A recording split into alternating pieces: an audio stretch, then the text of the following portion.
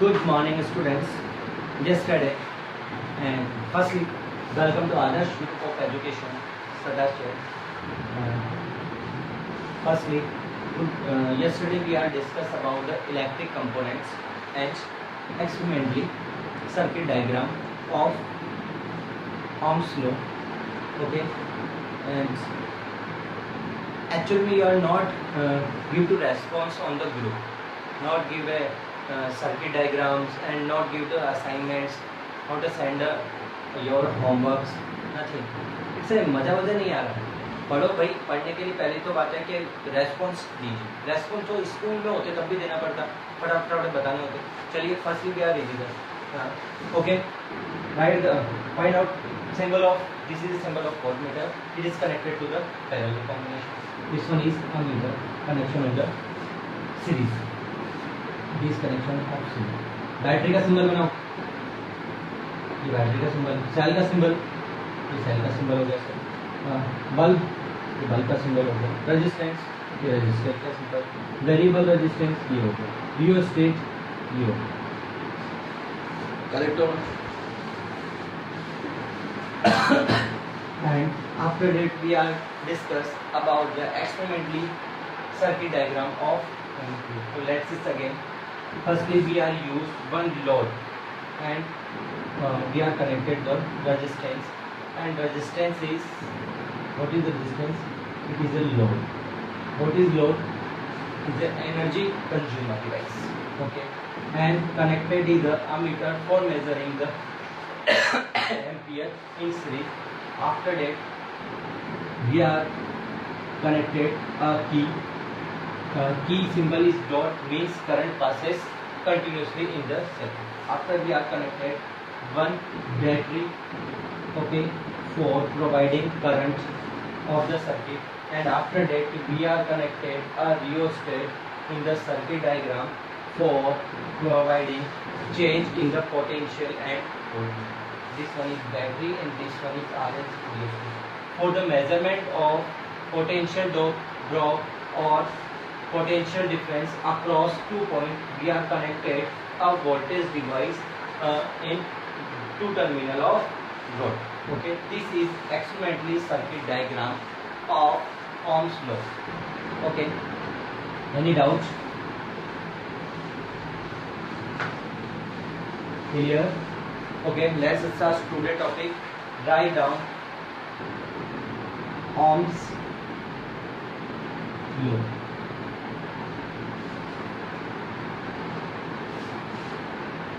German scientist G.S. Ohm expressed the relation Ohm, OH, Ohm, हाँ अपना वाला Ohm वाला express the relation between potential difference and the current. Okay.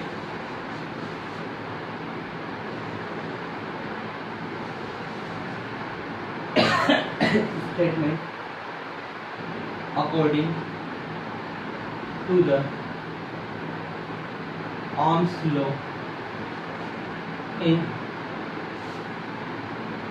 NTP. What is the mean of NTP? Write down normal temperature and pressure. Normal temperature and pressure. When temperature and pressure are not be normal or abnormal, then Ohm's law does not follow. Guard one law. Okay.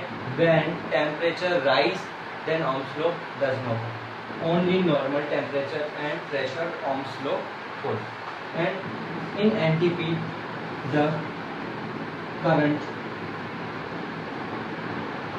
passing through a conductor is directly proportional directly proportional to the potential difference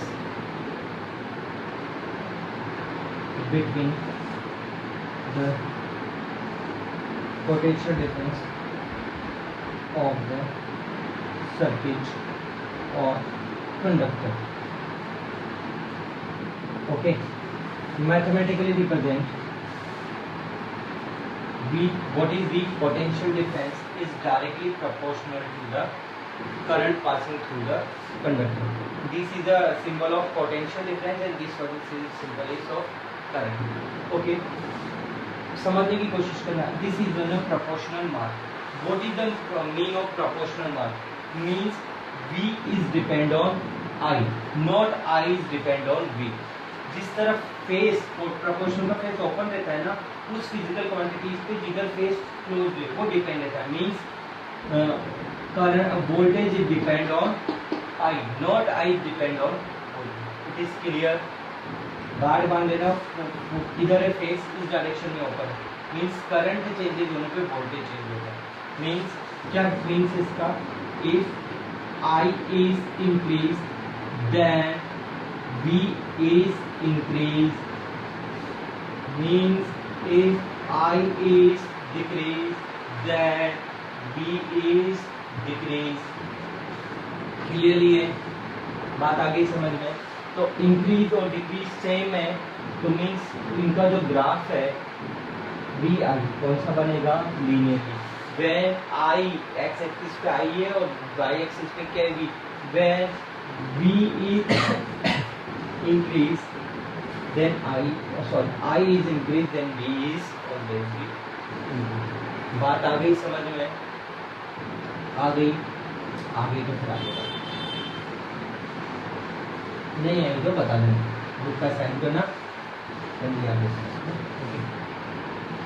Okay, V is equal to I, correct or not?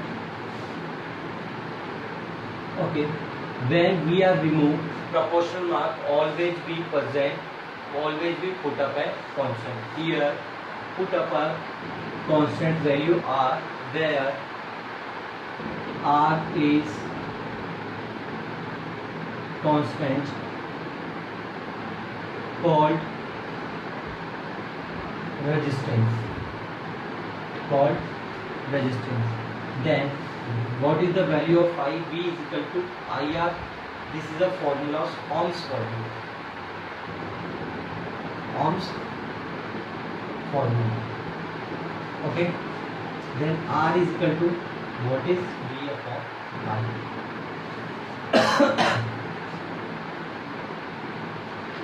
Write down.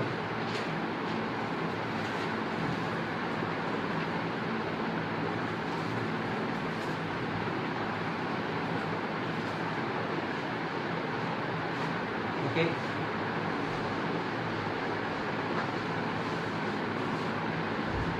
Write down. Firstly, let's see again is graph. This one is I and this one is V. This one is a linear graph. This slope is called resistance, V upon V. This slope is called resistance. And what is the value of resistance? V upon V. Okay.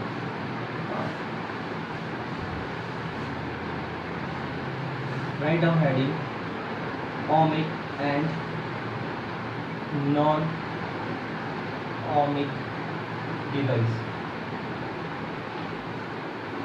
Firstly लिखिए ohmic device. First I will heading ohmic device.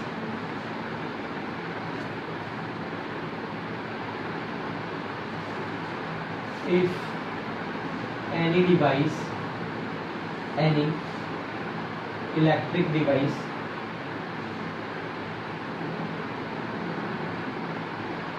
follow Ohm's law, then called ohmic device. Okay. Ohmic device is graph always be linear. Means if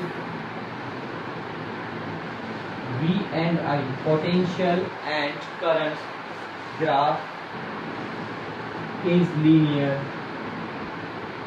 then the device are called ohmic device.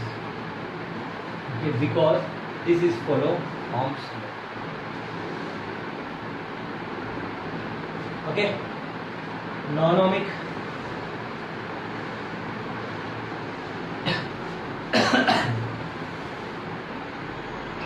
non-ohmic device. If any device does not follow Ohm's law, called non-ohmic device. Okay, means the graph between V and I is non-linear. If any device present graph between voltage or potential and current is non-linear, then called non-ohmic device. अब समझो शांति से, बहुत लिखिए तो बहुत ज्ञान होगा, ठीक है. What is the Ohm's law? Mean of Ohm's law is V directly proportional to I. Means in a conductor when current passing is directly proportional to potential difference. Okay. Or in a terms and condition normal temperature and pressure. Normal temperature और pressure पर जो आपका current है वो directly proportional होता है किसके, voltage के और पोटेंशियल डिफरेंस के. अगर टेम्परेचर इंक्रीज हो गया तो क्या होगा हम लोगों के पास, तो हमारा Ohm's लॉ फॉलो नहीं करेगा. तो इसके एग्जांपल क्या है, बोलिए. हीटर टेम्परेचर इंक्रीज होता है, इलेक्ट्रिक केटली, ओवन, जहाँ पे भी हम लोगों के पास होगा वहाँ पे क्या होगा, हम लोगों के पास Ohm's लॉ फॉलो नहीं करेगा. अब Ohm's लॉ के लिए हम लोगों ने ग्राफ बनाया था कि कौन सा ग्राफ है, आई और वी, यानी वी आई का ग्राफ है लीनियर. तो मीन्स जहाँ पे लीनियर ग्राफ नहीं बनेगा इनका कैसे बनाएंगे, प्रैक्टिकली बना के हम लोग वहाँ पे हम लोग क्या करते हैं, नॉन-ohmic डिवाइस की बात करते हैं कि वो क्या हम लोगों के पास Ohm's लॉ को फॉलो नहीं करेगा. अब ohmic और नॉन-ohmic डिवाइस क्या होती है, जिसे Ohm's लॉ फॉलो करवा दे, वो सारी डिवाइस कौन सी है, ohmic डिवाइस. स्मॉल ई होती है डिवाइस, है ना. और जो Ohm's लॉ को फॉलो नहीं करे, यानी जिनमें टेम्परेचर इंक्रीज हो जाए या प्रेशर में कोई चेंजेस आए या Ohm's लॉ के लिए ग्राफ लीनियरली नहीं बने, वो सारी डिवाइस कौन सी है, नॉन-ohmic डिवाइस. अब कैसे पता लगे, मतलब Ohm's लॉ को फॉलो कर रहा है तो ग्राफ कैसा होगा, लीनियर. मतलब अगर किसी का ग्राफ लीनियर आ गया तो भी कौन सी डिवाइस है, ohmic. और ग्राफ लीनियरली नहीं आया है, जस्ट लाइक इफ ऐसे आ गया, ऐसे आ गया, किसी का ग्राफ कुछ ऐसे आ गया, मतलब नॉन लीनियर नहीं आ रहा है, तो क्या होगा हम लोगों के पास, बोलिए नॉन-ohmic डिवाइस. बात आ गई समझ में. अब sir let's start resistance. That is a very interesting resistance represented by R.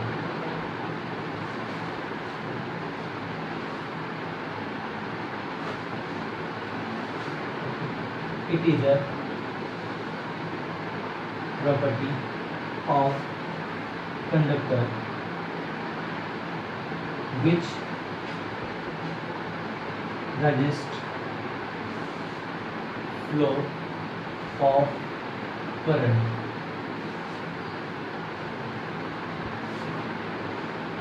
in the conductor.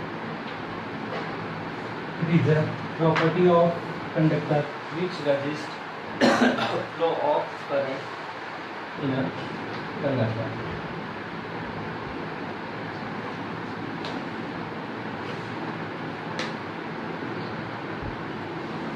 Okay, represented by R, and unit is first is V is equal to IR, denoted Ohm's law के according to Ohm's law. So R is equal to V upon I. What is the unit of V? Volt. and what is the unit of is ampere. Volt upon ampere it is the unit of resistance, and second unit is ohm. Second unit of symbol is just like a sibling, just like a breaker, just like a breaker, just like this one. This is the symbol of ohms unit. Okay. Always we knew if the value of resistance is 5, then always we represent ohm, not a mention ohm. Correct? Okay. What is it? Is a property of conductor which resists of flow of current in a conductor. अब ये कैसे कैसे possible है थोड़ा सा समझते हैं. ये तो होगी डेफिनेशन. रेजिस्टेंस की डिपेंडेंसी भी निकालेंगे. देखिए पहले हम लोग बात करते हैं, एक गाड़ी की बात करते हैं, मोटरसाइकिल की, बाइक की बात कर लेते हैं, और हम देखते हैं कि उसमें क्या क्या चीज़ें जो रजिस्ट हो सकती है. तो क्या क्या चीज़ें उसके लिए देखते हैं कि सबसे पहले हम लोगों ने उसको बाइक को कहाँ लिया.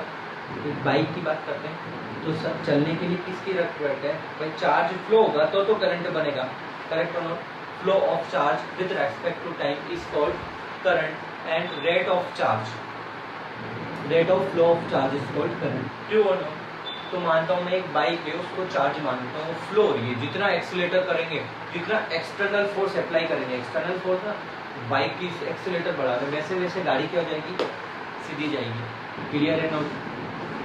अब पहली बात करते हैं, एक बाइक ली और उस बाइक को चलाना स्टार्ट किया, उस बाइक पे एक जना बैठा था. बाइक लेना हल्की फुल्की सी, प्लेटिना लेना, चलाना शुरू किया और वो सड़क पे चल रही. मीन्स पहले तो हम लोगों के पास सड़क होनी चाहिए, कंडक्टर होना चाहिए फ्लो ऑफ चार्ज के लिए. इस बाइक को चार्ज मान लेना, करंट डेवलप कराएंगे, है ना. जैसे ये गया, ये आगे गया, हवा आ गई. हवा क्या है, सामने से एयर आ रही है पूरी. अभी गर्मी के दिन है, आंधी आई रही होगी, अभी आ रही होगी, देख लेना थोड़ी देर बाद, 12 बजे जैसे आया ये आना शुरू हो गया. ये रजिस्ट कर रही है, resist, it is called resistance. Okay. तो कंडक्टर में क्या हो रहा है, जैसे ही इलेक्ट्रॉन इधर फ्लो हो रहे हैं, है ना, तभी तो चार्ज आएगा ना. चार्ज फ्लो हो रहे हैं तभी तो करंट आएगा ना. उसमें कोई ना कोई वहाँ पर रजिस्ट कर रहा है. अब कौन कर रहा है, और कंडीशन देखते हैं. बाइक के साथ क्या हो गया, ये हो गया. अब ऐसे ही क्या हुआ कि आपने कभी ऐसे कभी इच्छा कौन गए होंगे तो ट्रक निकलते हैं जल्दी जल्दी से, तो हम लोगों की बाइक या साइकिल क्या थोड़ी सी हटती है ना. ऐसे जैसे हम लोग जा रहे हैं, मेरी मोटरसाइकिल से मैं जा रहा था, ट्रक ऐसे आ रहा है, तो जैसे ट्रक आया ना वो हिल गया. ओ तेरी, क्यों, बीच में हवा, मतलब रिपल हुआ, रिपल्शन हुआ ना. उसकी वजह से भी क्या हुआ, हमारा जो फ्लो था स्पीड था उसमें चेंजेस आया. करेक्ट और नॉट. और अगर उस गाड़ी पे, बाइक पे एक की जगह 4 जने बैठ जाए ऐसे, है ना, तो फिर क्या होगा भाई, फिर वो धीरे चलेगी ना, है ना. हाँ, रिपल्शन हुआ, अर्थ और उसके बीच में कॉन्टेक्ट बताया ना 9th में लास्ट में, रिपल्शन हुआ. मीन्स जो रेजिस्टेंस है वो कैसे कैसे हो सकता है कंडक्टर में. सपोज ही कंडक्टर लिया हमने, इसमें एक इलेक्ट्रॉन इधर फ्लो होगा, तो एक तो क्या आया, फ्रिक्शन की वजह से हीट एनर्जी आई, इसे बोलते हैं हम लोग हीट लॉस, है ना. कॉलिजन्स में भी, और एक और इलेक्ट्रॉन आया तो इन दोनों के बीच में रिपल्शन और कॉलिजन हो गया. तो रिपल्शन और कॉलिजन, इनकी वजह से भी क्या होता है, इनकी स्पीड में क्या होता है, चेंजेस होते हैं. और इसी को हम लोग क्या बोलते हैं, रेजिस्टेंस. तो रेजिस्टेंस के दो मेनली कंडक्टर के अंदर क्या चीज है, एक तो फ्रिक्शन है हम लोगों के पास, और दूसरा रिपल्शन. दोनों की वजह से जो फ्लो है हमारा, उसमें क्या होता है, डिस्टरबेंस होता है. क्या होता है उसमें, डिस्टरबेंस होता है. ठीक है. और उससे क्या कहते हैं हम लोग, रेजिस्टेंस. तो सेकंड डेफिनेशन क्या बन जाएगी, नोट कर लेना. Disturbance in a flow of current, disturbance in the flow of current और charge called resistance.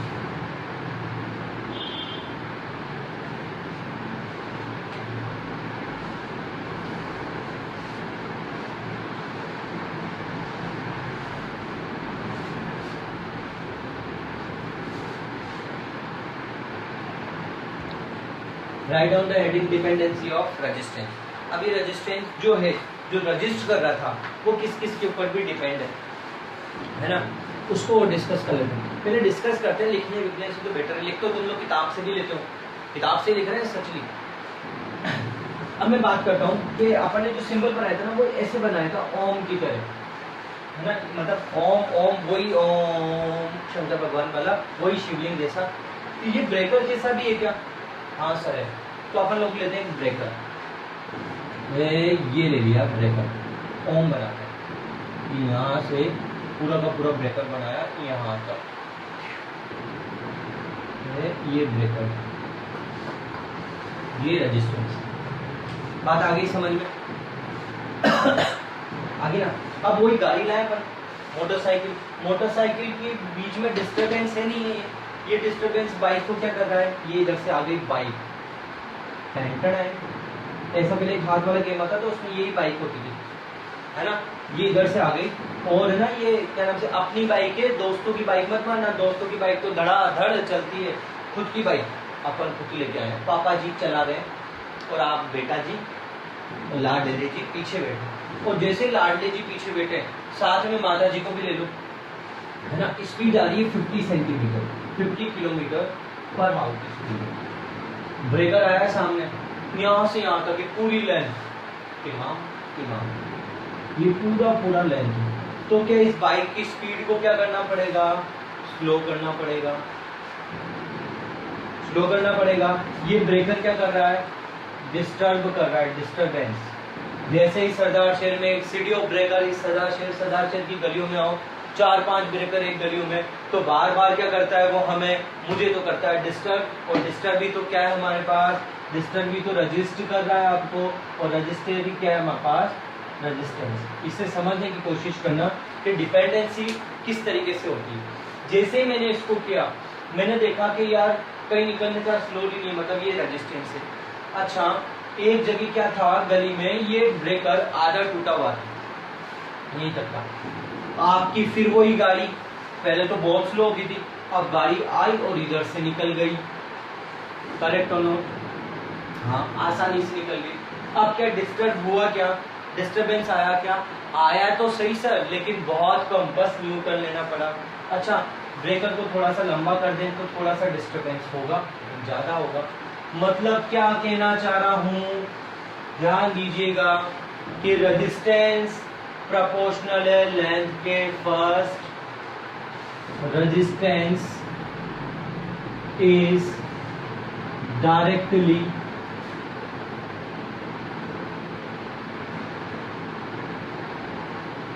proportional to the length of the conductor।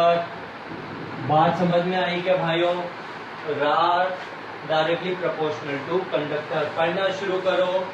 If length is increase, first condition, then resistance is increase, then R is increase, correct or not?